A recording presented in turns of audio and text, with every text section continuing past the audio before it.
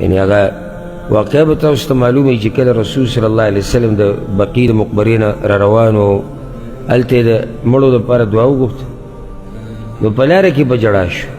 کله دې تپوس وشي یا رسول الله ولې ژاړې، نو وایي ما ته زما رونه را یاد شو. نو یا رسول الله رونه ستاسو څوک دي؟ وایي هغه دي چې زما نه بعد به راځي، په ما به ایمان راوړي، زه بیا لیدلی نه یم. دومره په مؤمنانو مهربانه دی. او زه ځان نه او تا نه سوال کو، چېرته تا دا پیغمبر چې رایت کړی جړلي دي؟ چېرې داسې یو پیغمبر تېر شوی دی په موږ دومره مهربان او په تا چې دی جړلي، او هغه ته رایت کړی په تا یې جړلی چې داسې خلک به راځي چې هغوی به زه لیدلی نه یم او په ما به ایمان راوړي. نو دی لوی احسانات دي.